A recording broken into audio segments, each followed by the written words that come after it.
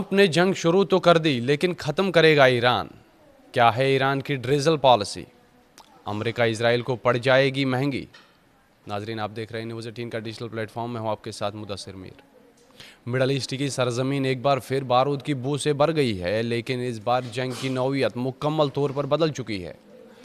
امریکی صدر ٹرمپ کے جارحانہ موقف کے بعد جنگ کا آغاز تو ہو گیا، مگر دفاعی ماہرین کے مطابق اس کا اختتام ایران اپنی نئی اور مہلک ڈریزل حکمت عملی کے ذریعے کرنے کی تیاری میں ہے.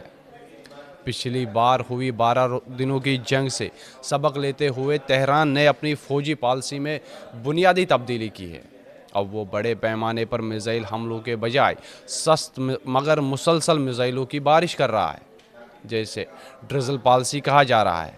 اس حکمت عملی کا اصل مقصد اسرائیل کے آئرن ڈوم اور امریکہ کے اربوں ڈالر مالیت کے انٹرسیپٹر سسٹم کو مکمل طور پر خالی کر دینا ہے. یہ حکمت عملی نہ صرف اسرائیل کی دفاعی دیوار کو کمزور کر سکتی ہے، بلکہ امریکہ کے عالمی اسلحہ ذخائر پر بھی ایسا وار کر رہی ہے جس سے واشنگٹن اور تل ابیب کو بھاری نقصان اٹھانا پڑ سکتا ہے.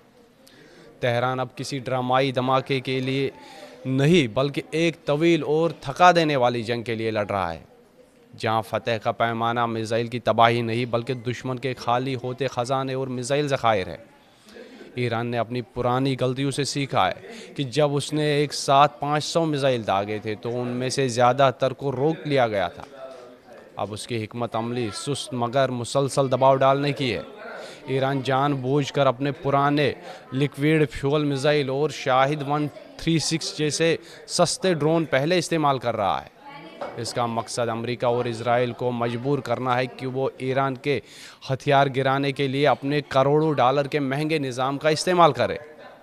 اس بار ایران نے بحرین، قطر، UAE اور کویت میں موجود امریکی اتحادیوں کی بندرگاہوں، ہوٹلوں اور فوجی اڈوں کو بھی نشانہ بنایا ہے.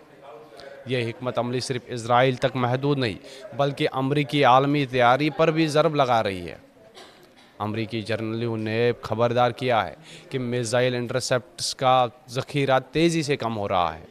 مڈل ایسٹ میں تعیناتی ہتھیار جنوبی کوریا اور گوام کے دفاع کے لیے بھی اہم ہے. اگر یہاں ذخیرہ ختم ہو گیا تو پیسیفک اوشن کے خطے میں چین کے خلاف امریکہ کی گرفت کمزور ہو سکتی ہے.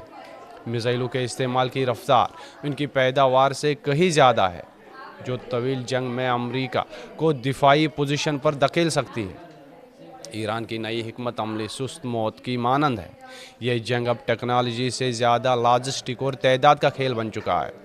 ایران کا مقصد صرف اسرائیل کو نقصان پہنچانا نہیں بلکہ امریکی دفاعی ذخائر کو اس قدر خالی کر دینا ہے کہ واشنگٹن خود اسرائیل پر جنگ روکنے کے لیے دباؤ ڈالنے لگے.